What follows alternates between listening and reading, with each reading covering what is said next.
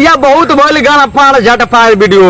अब रवा देखी रोस्ट प्रेमी पर अपने के दर्द वाला गाना पर जबरदस्त रोस्टिंग। भैया कुछ बिहार के झाटू सिंगर बाल लो ना, वहाँ लोग के गाना बहुत ज्यादा सैड वाला आवता, मत कुछ वहाँ लोग दिल कैंग टूटता और कैंग बिखरता।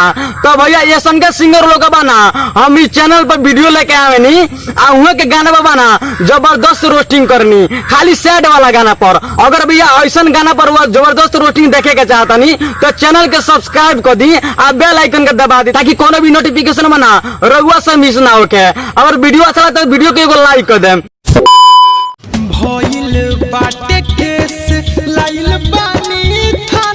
हाँ तो दुर्गा जी थाना में ले आइल बाड़ा ना तो हितवा के छोड़िए मत, गोड़िया में डंडवा पेल के एक बेर निकाल लियो। साला के बना बहुत ज्यादा लवर के भूत एक सर पर घूमत रहो। अब साले के पता लगी जब पेलाई ना आगे से निकलाई पाछे से तब बुझाई।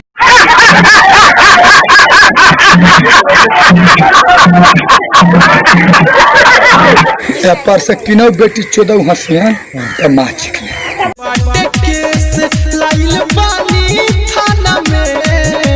बाकी कौनो गलती न पटे ये दीवाना में। अरे भैया रोज भौजी के दुआरी के 4 बेर चक्कर लगावत रहो, उ गलती ना हो। तारा चलते भौजी के क्रियाक्रम पूरा बंद हो गई रहो आ कहता रहा कि गलती नहीं की कहले ना दुर्गा जी पेली साले के कोरी खेला खत्म दुखवा से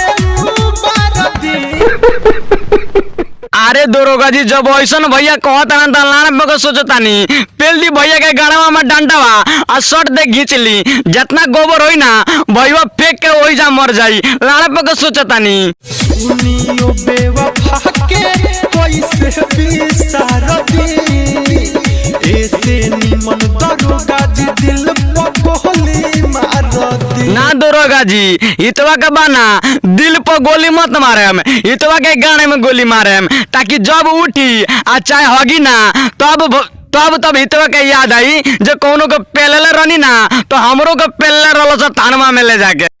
पर से किनो बेटी 14 हंसिया तो माँ चिकने पागल दीवाना दिलवा ओकरे पयाई मरला से ठोकर सारा सपना बिखराई। अरे भैया पागल तार दिलवा ना भई रहे हो, पागल बना तारा लड़वा भई रहे भौजी के पेले खातिर का बतिया छुपा के बोलो तारो। दोषी मन के हमके जानी रउआ झारती। हाँ ये दुर्गा जी हितवा का मत झारी, हितवा के गान में के गोबरवा झाड़ के अब पार्सल को के करा घरे भेज दी।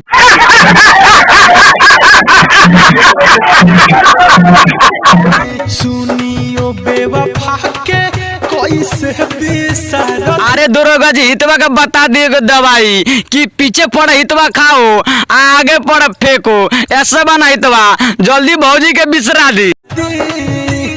ऐसे निमन दरोगा जी हमके गोली मारती। अरे दुर्गा जी हितवा का जल्दी गाने में गोली मारी, अगर जे ना मारे ना तो अगला बेर रउरा बेटिया के पटाली तब मत कहम कि प्रोस्ट प्रेमिया बना हमरा के ना आगा कोई लग। बस भैया आज के वीडियो हमें यही पर समाप्त करते नहीं। कैसा लागल है भैया दर्द वाला गाना पर अपने का रोस्टिंग। अगर वीडियो अच्छा लगा तो वीडियो का लाइक कर दे, चैनल के भैया सब्सक्राइब करो ना भूलम ताकि कोनो भी हम वीडियो डाली ना तो रुआ लोग के पेज के आगाड़ी तेजी में बिल्कुल फ्री और मुफ्त में पहुंचो। तो चलिए भैया आज के वीडियो बना हम यही पर समाप्त करते।